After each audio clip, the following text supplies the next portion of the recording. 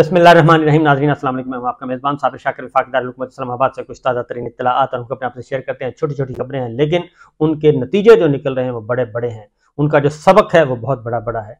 और आपने देखा होगा कि पूरी एक स्टोरी सुनाई जाती है और आखिर में एक नतीजा निकला होता है कि लालच बुरी बला है, और लालच बुरी बला के ऊपर पूरी एक स्टोरी होती है, पूरी एक दास्तान होती है। तो यही चीज़ जो इस वक्त पाकिस्तान की सियासत है कि लालच बुरी बला है और माइट इज़ राइट जो है वो अब कामयाब नहीं हो रहा। जिसकी लाठी उसकी भैंस, वो फ्लॉप हो गया आइडिया मुकम्मल तौर पे। और ये आइडिया फ्लॉप किया है पाकिस्तान के 24 करोड़ नहीं बल्कि 25 करोड़ अवाम ने, जिसमें 12.5 करोड़ सिर्फ वोटर है।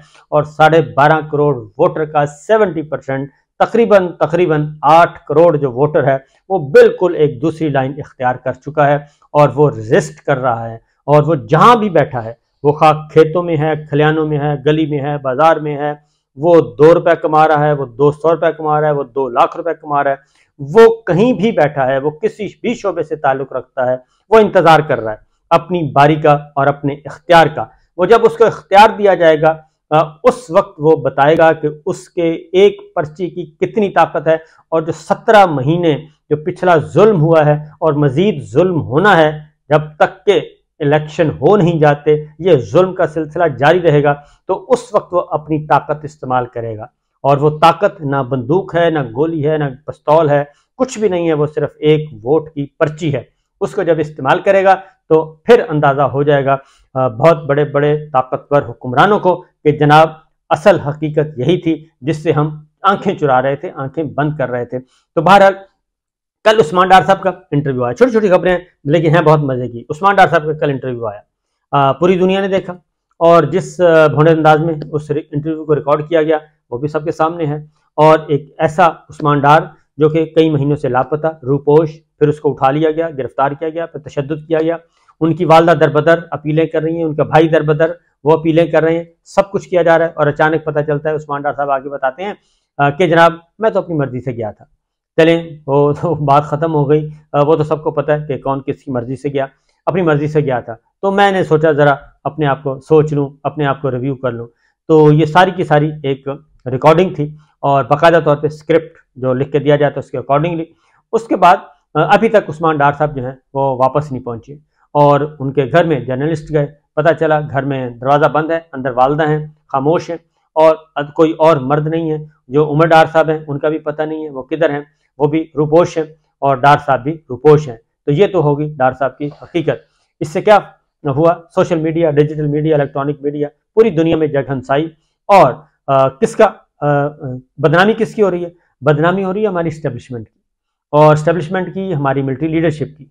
और ये कर कौन रहा है, ये उनको खुद को पता चलना चाहिए कि ये कौन कर रहा है, इतने बड़े बेवकूफ़ाना तरीके से कौन कर रहा है, ये कैसे हो रहा है, ये सब कुछ, और ये फेक सारी कहानियां करने की ज़रूरत क्या है।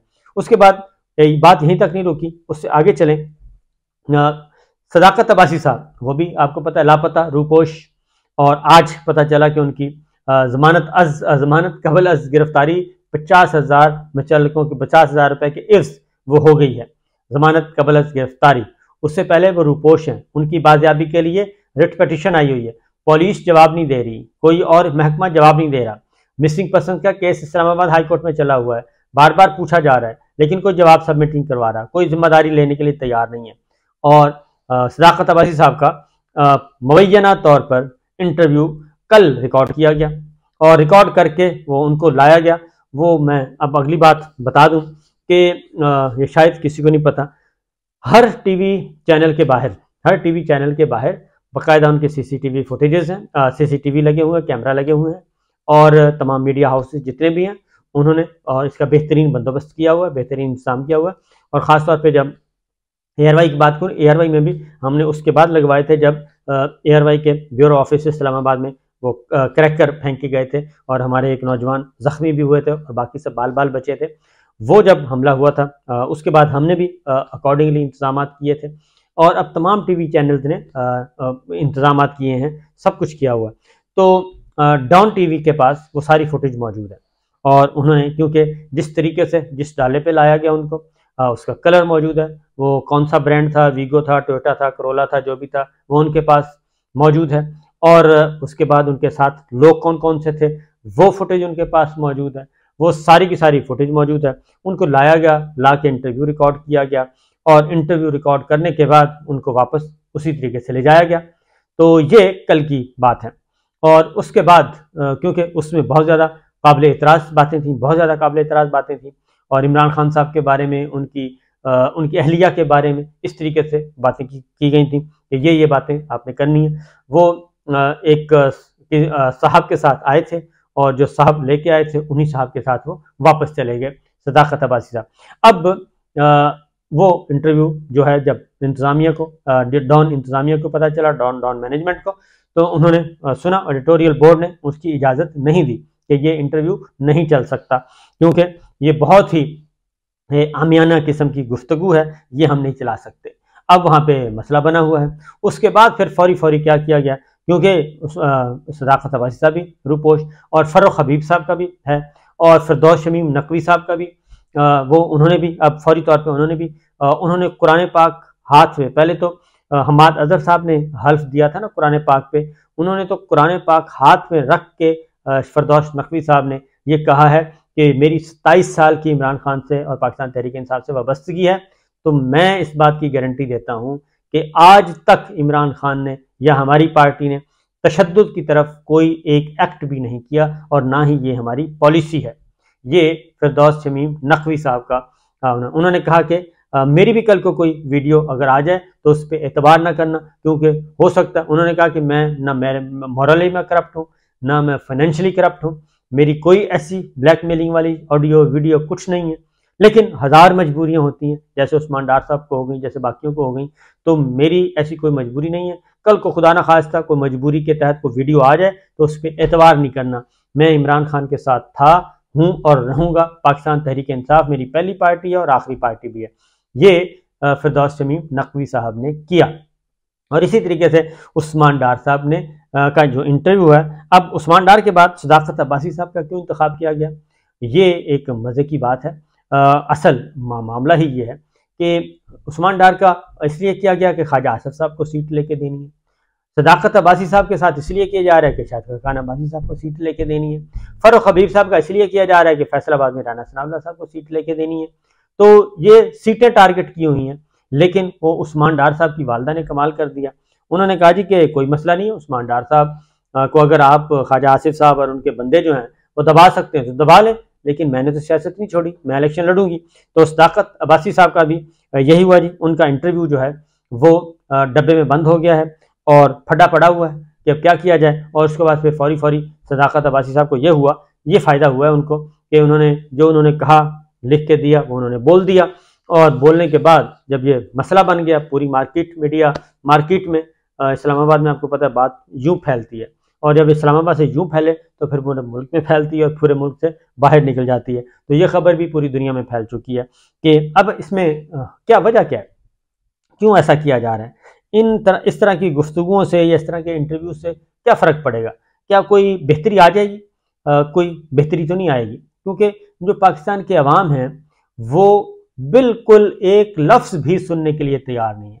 वो कहते हैं कि अगर 40 साल तक जो हमारे साथ कहा गया, हमें बताया गया, 40 साल तक के मामलात को आपने यूं मसल के रख दिया, साफ कर दिया कि नहीं, 40 साल वाली बातें बिल्कुल गलत थी, जो भुट्टो के दौर से चली आ रही थी, भुट्टो मरहूम के दौर से, और जो नवाज शरीफ साहब तक आई वो सारी की सारी गलत थी। हम कहते रहे कि जो है वो एहतसाब बहुत ज़रूरी है, अकाउंटेबिलिटी ज़रूरी है, करप्शन फ्री मुल्क बनाना है, सिक्योरिटी रिस्क है, पता नहीं क्या क्या कहते रहे, लेकिन उसी टोले को दोबारा मुसल्लत कर दिया गया।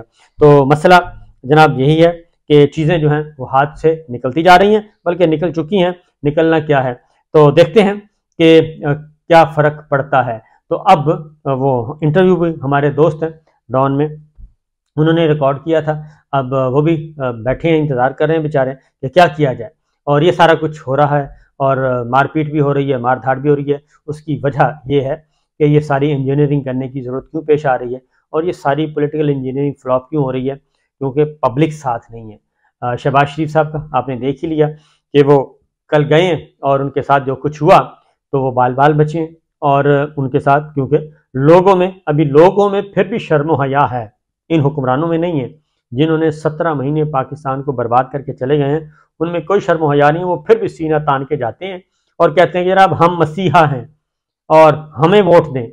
अब अगर मुस्लिम लीग नवाज और ये 14-15 जमातें, पीपल्स पार्टी, MQM, बलोचिस्तान अवामी पार्टी जो इस वक्त निगरान हुकूमत है, ये सारे के सारे पाकिस्तान जाएंगे और जाके कहेंगे, मुफ्ती साहब, ये जो जमहूरी वतन पार्टी है, ये सारे के सारे क्या कहेंगे जाके? क्या कोई उनके पास है ऐसी मॉरल अथॉरिटी भी है, कोई मॉरल ग्राउंड भी है कि वो जाके अवाम से वोट मांगे? तो अवाम तो नक्को नक हुए हैं और इस वक्त महंगाई का आलम 40% तक महंगाई बढ़ चुकी है और मज़ीद जो आ रहे हैं 50,000 से, जो 50,000 जिनकी तनख्वाह है, उन पे भी जनाब आलमी मालियाती इदारों ने कह दिया है कि इन पे भी टैक्स लगाया जाए। और अगर 50,000 वालों पे भी टैक्स लग गया तो आप खुद सोचें कि उनकी ज़िंदगी पे क्या गुजरेगी और उनका कौन पुरसाने हाल होगा। 50,000 का मतलब है, क्योंकि बिजली का बिल ही इस वक्त 25,000 से स्टार्ट हो रहा है, 25-30 हज़ार से स्टार्ट हो रहा है और 50,000 उनकी तनख्वाह है। 50,000 में वो क्या बिल देंगे बिजली का, क्या वो गैस का खर्चा कैसा पूरा करेंगे, अपने बच्चों की तालीम, अपने बच्चों की खुराक, अपनी खुराक, सेहत, इन सारी चीज़ों का कैसे ख्याल रखा जा सकता है? ये सब कुछ किसने किया है? ये सब कुछ किया है शहबाज एंड कंपनी ने।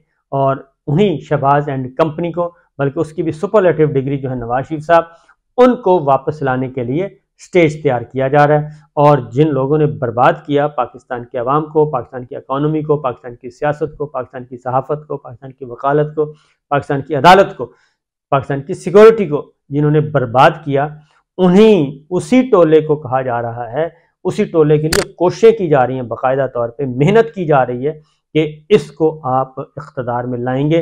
और वो नखरे कर रहे हैं और वो तड़ियाँ भी लगा रहे हैं, वो आंखें भी दिखा रहे हैं, वो नखरे भी कर रहे हैं, ये सब कुछ किया जा रहा है। लेकिन उनके नाज नखरे बर्दाश्त किए जा रहे हैं सिर्फ इसलिए। क्यों बर्दाश्त किए जा रहे हैं?